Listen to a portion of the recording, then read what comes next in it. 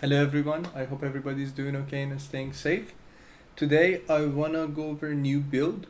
Uh, this build is nothing really new, this is a ED Contagion Trickster build, but I designed this build to be for SSF and hardcore viable, so it's pretty tanky.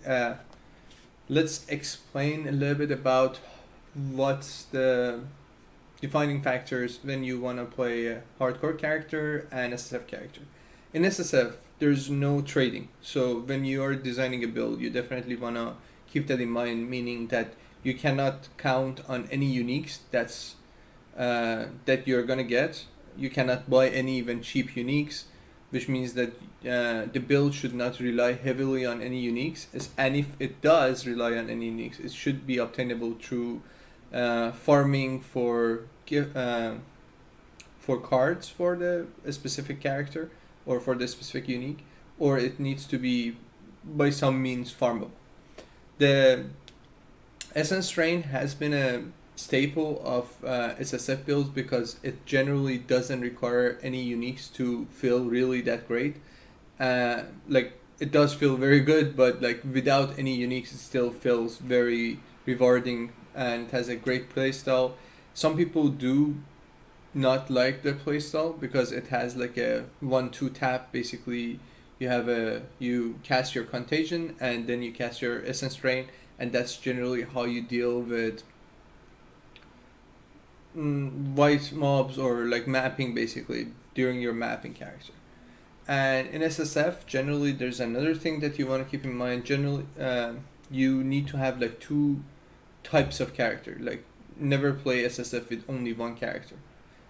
Two types of character that you want to have is you want to have a specific character for mapping, which is a little bit faster, maybe a little bit less damage, but still fast enough that you can get through your mapping, you can enjoy your mapping, and you can do a lot of different things with. And then you want to have a more tanky and maybe even more damage, but not as fast maybe, and not as easy to play and enjoyable character for bossing, because you still do need to do a bunch of bossing for any character, right? And in this specific instance, we are talking about more of a mapping character. This is still pretty good because, as I mentioned, this is supposed to be hardcore viable. So it is a pretty good character. I based this character based off of the highest ES character currently on hardcore for Essence Strain, Contagion build, uh, SSF hardcore, of course.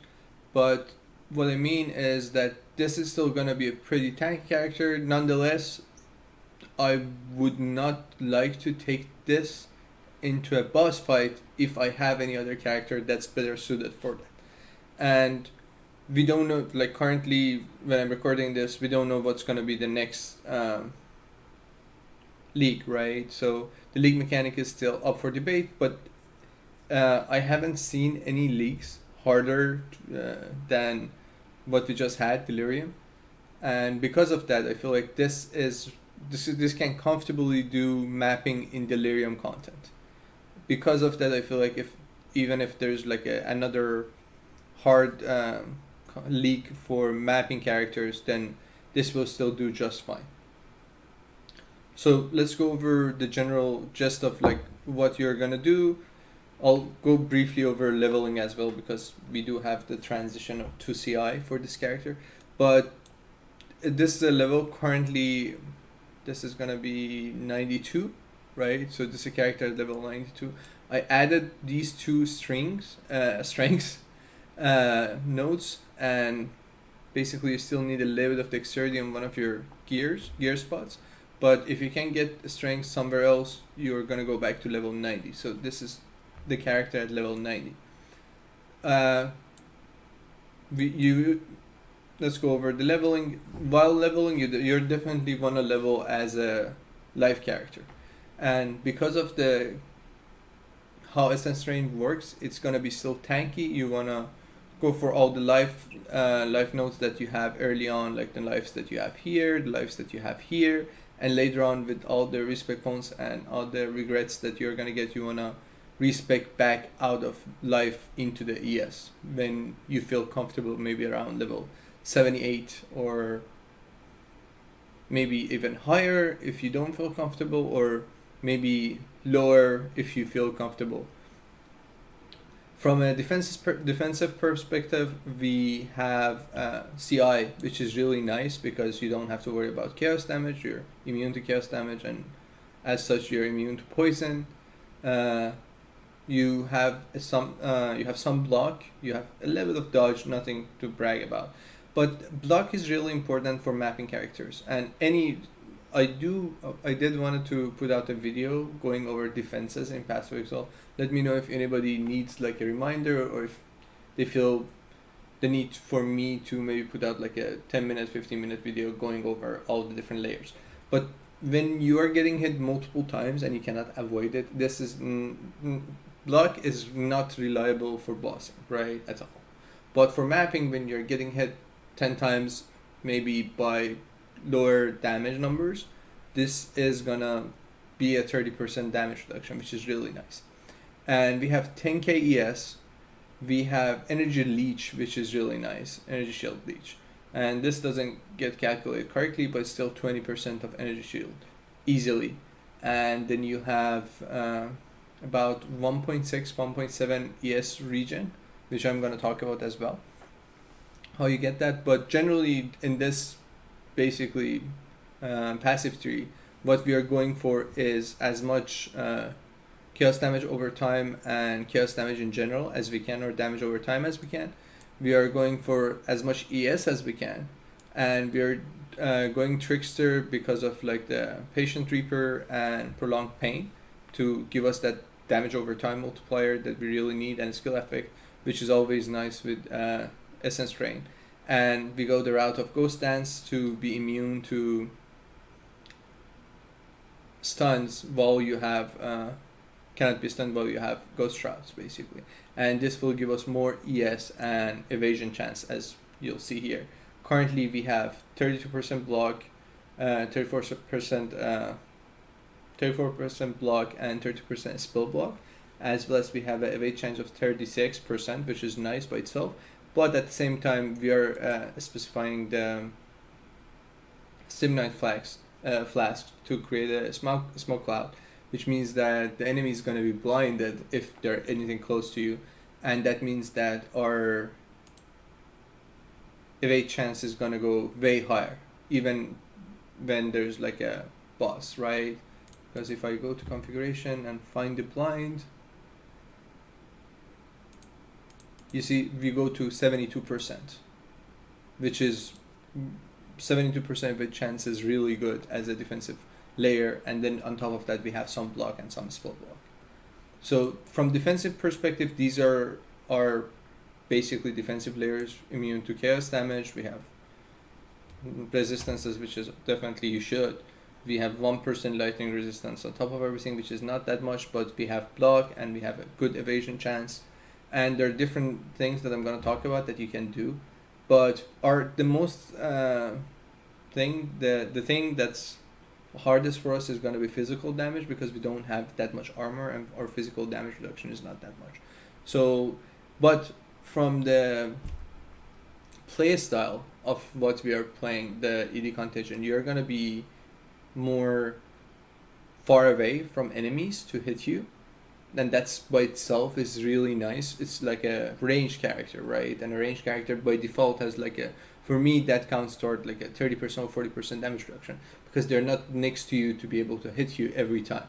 And if something survives, then they have to go through your resistances and whatever other damage type reductions or defensive layers that you have. So basically the end result for your tree should look something like this. I'm just gonna hover over it. This is gonna be attached to the video, so feel free to take a look.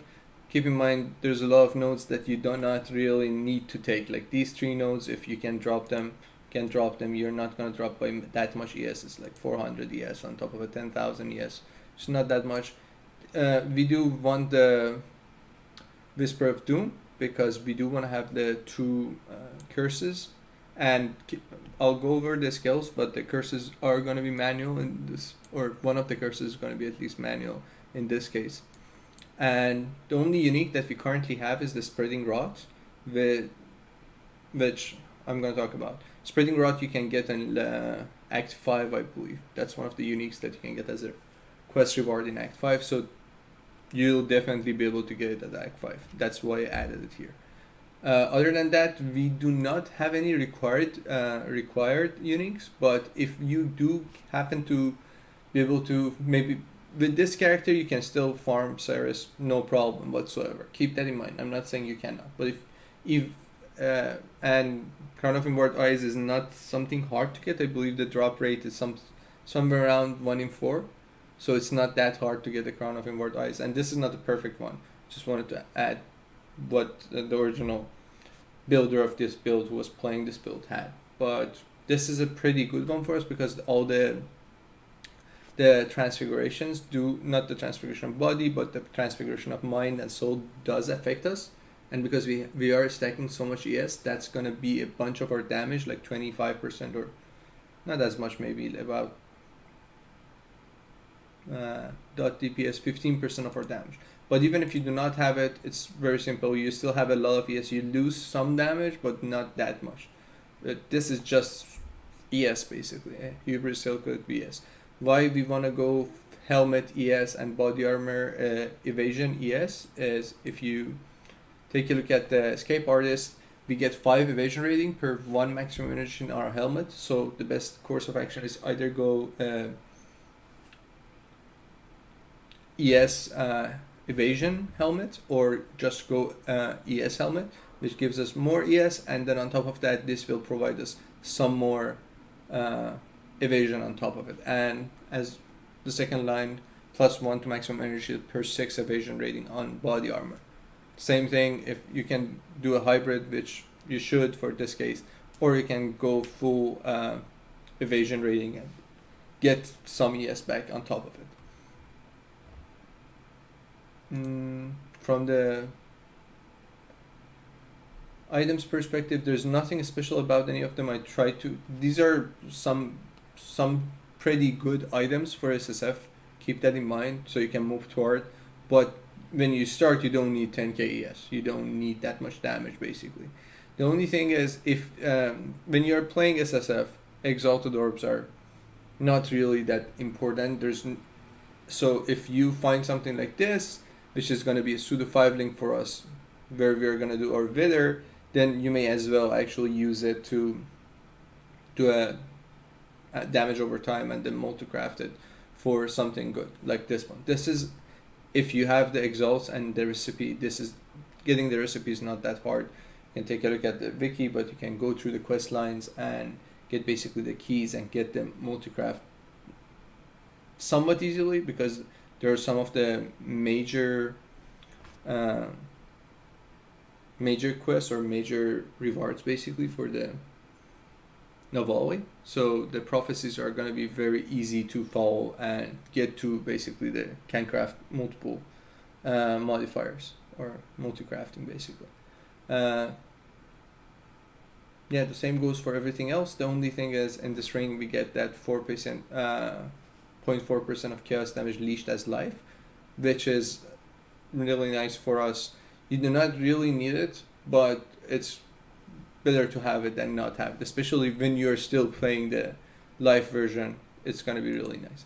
So what I was mentioning about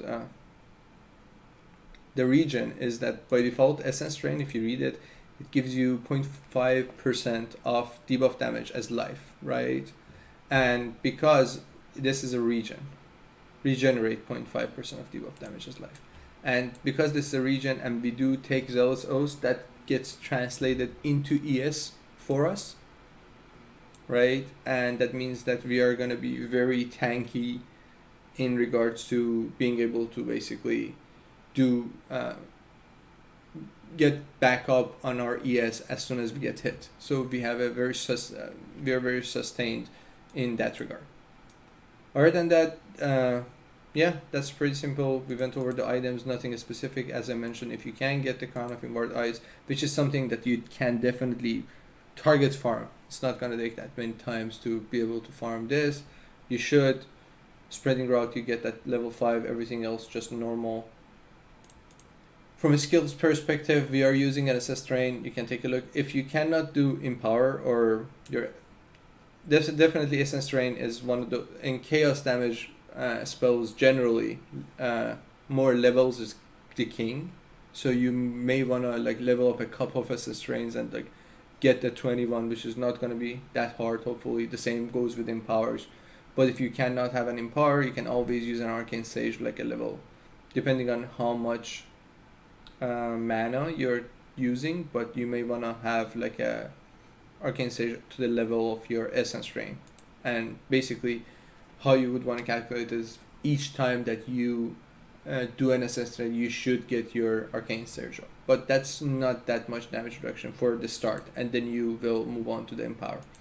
From Contagion perspective, we have on Contagion increase area of effect and Arcane Surge just to get our Arcane Surge up as a more multiplier for our spell damage, which will affect our Sense Strain. At the same time, we want to have as much area as possible to be able to, because it has a cascading effect. So how Essence Strain work is that if an enemy is affected with Contagion, as soon as it dies through Essence Strain, it's going to recast the Contagion and Essence Strain on top of every enemy within the Contagion radius. So it has a cascading effect through enemies, which is why it's such a good mapping character in general. So you may think, oh, I'm gonna have to cast two things, but you cast it once and you're clear like at least a screen or two even. We have a cast when damage taken with Immortal Call because we don't have that much armor. There's no point in using like any other basically guard skill. So that's why we use this Tempest Shield, because we are having some block. I thought Tempest Shield is always nice to add some more block on top of it. And this is how we cast our Temporal Chain. This is a low level Temporal Chain just for the enemies close to us or anything that while you're mapping is gonna hit it. As you know, bosses get reduced effect of curses, 66% or something like that. But that's still more than enough to basically, because of our low level cast when damage taken, it's gonna get set really easy. So every boss that you're fighting, even if it touches you, you're gonna have your Temporal Chain. We have a shield charge with faster attack and calling a strike for just the speed of the shield charge. You can do you are using a shield, as you saw in else, so you can definitely do faster attacks and fortify, and that would be fine. You can put despair somewhere else and just put fortify here as well, which is going to be fine, and that's another 20% damage reduction, which calling a strike is really nice for specific situations. I would actually go with 45 for even bossing and mapping, but if you are more for a speed, calling a strike is definitely better because it gives you calling strike on enemies, especially for bosses. It's really nice, and then you'll have more speed because it has the 10% attack speed tag on it. Despair we want to have somewhere, and we want to manually cast it because it does matter. Despair for us is a damage multiplier, so we want to have as much higher level as we can, and we want to manually cast it on the enemies basically, especially bosses. You shouldn't have to cast this on normal mapping whatsoever. We'll go with Malevolence, Discipline. We are an ES character, no brainer. Flame Dash just for like all the gaps in the map that you want to basically get into. So in the pseudo 5 link that we have in our glove spot, we wanna use Wall Blight or even Blight if you cannot find a Wall version, but Wall Blight would be really nice. Then Infused Channeling, Control Destruction, and Efficacy. There is a couple of things that you can do here, right? You can see which one you really don't mind, maybe Efficacy for example, or see like in your specific setup what's the thing that you can drop, and then you can do Spell Totem, which is really popular and it's really easy. Then you don't have to stand there and channel especially if you want to do this with bossing. If you're doing mapping, this is probably good enough. But if you're doing bossing, maybe you should think about adding a spell totem on top of it and multiple totem, and then just maybe not even multiple totem, depending on how you feel. But like a spell totem would be really nice to have this casting that instead of you actually standing there and channel. Then you can just put your totem, put your ED on the enemy, and just worry about dodging everything, which is gonna even make this character a lot tankier. And this is our general setup. As I mentioned, you can play with it, see what you have. You do not need the arcane search here. Maybe you want to put it in somewhere else, maybe in the SS raid itself. Definitely you do not need the shield charge setup, so if you want to go the route of totem blight channeling, basically, you may want to think about, oh, what's my priority, basically. You have Fortify here, you have the Wall Blight here, feel free to play with. This is the setup that I would use for mapping, as I mentioned, but if you want to go through bossing, you do want to add at least the totem here, and then you do want to basically stand there channeling, because our bossing damage comes from the channeling of Blight. Currently our SS Train is doing 350,000, which is not that much damage, but it's more than enough to do any map, like even Blighted map, or sorry, even Delirious map, up to a certain degree, like a 20%, 40%, more than fine. And when you get a tanky character, you're gonna channel Blight, and this is 36,000 or 36,000, and Blight stacks up to 20 times, which is gonna be another 720, which adds up to be around 1.1 million damage, which is more than fine for mapping. As I mentioned, if you want to do bossing, you may want to change this up a little bit, and maybe change up the tree as well to get more damage.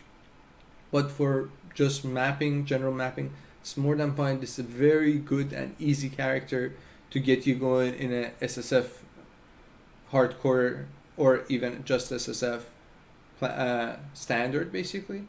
I didn't add any jewels, the new jewels, cluster jewels, because I didn't know if they're going to stick around or not. Hopefully they will, or at least that's my hope, but they are gonna definitely get changed. I'm not sure to what extent they're gonna get changed, so I didn't want to account to that. But as I just showed you, you can drop these, you can drop a bunch of different things here, you can drop some of these here, and basically plan to get this one if you want, or plan to get this one if you need more dexterity, and just put your jewels here, or even just drop some ES if you want from all the way to here. You can just drop without like that much damage reduction. You're gonna get a lot less ES, as you can see, but you can basically go over things and see like what's happening if you get a good jewel, and you can like make a good jewel. From an anointment perspective, I currently have this anointed for the damage, but you do not need it. You can just spend the 3 points, or get it or not get it at all. If you do happen to get a lot of blighted maps, and if you happen to get enough, definitely something you need to think about is Soul of Still. That's going to give us another 1% resistance to all of our elemental resistances, which means that that's going to be something about 4% damage reduction, elemental damage reduction for us on the 75%. And it's going to give us another 5% additional physical damage reduction, which is really nice for us, especially because we are so susceptible to physical damage. Another thing that you need to think about is the block node somewhere here. This one. It gives 4% chance to block damage while holding a shield. The same for spell block, as well as 8% chance to block projectile attack damage, which is going to be, so suppose that you take this point, your block chance is going to be 38%, and projectile attack damage specifically is going to be 46%, which is really nice. These are the two options that I would go for if you have more maybe oils for anointment. Yeah, that's pretty much it. I don't see like don't feel like there's anything that I missed. Do feel free to tell me if I missed anything. Oh, from the Pantheon perspective, we are going Solaris and Relokesh. Again, this is for general mapping, and Relokesh, because you cannot be mained, is really nice, especially if you're shield charging to the enemies, casting at once and just moving forward, because you don't even have to wait for everything to cascade. Everything is gonna die eventually. But feel free to change whatever you seem fit. And yeah, that's pretty much it. Now, if you do wanna follow this build on a different build, on a different, basically,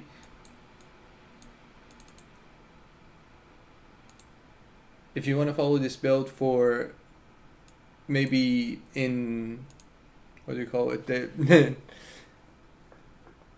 I don't even know, like a normal league, like not the hardcore version, what do we call it? They used to call it softcore, but they changed that to something else, which I don't remember anymore. But yeah, if you wanna follow this build on like a Delirium league or any other league, basically, I do suggest following this build guide. It is a very nice build guide for a trade league. It's really nice, and I do suggest you guys follow it. I will attach this one as well, and yeah, that's pretty much it. Thank you guys for watching, and thank you guys for listening to me rant for so long. I do know that this is very far off from the next league, and I'm adding it right now because I generally don't do a build guide every day, right? So I have to think about it, what I want from build, and go through a bunch of different forums, find something that's interesting to me for a specific purpose that I have in mind. So it generally takes a week or so. So I'm trying to upload the things that I think would be something that I would consider for the next league, even from right now. And this is a tried and true build, no matter which league it has been. It's always been a good league starter for a trade league, or it has been a very good build in general for SSF and hardcore version. So that's why I'm adding it right now. Again, thank you guys for listening. Have a great rest of your day.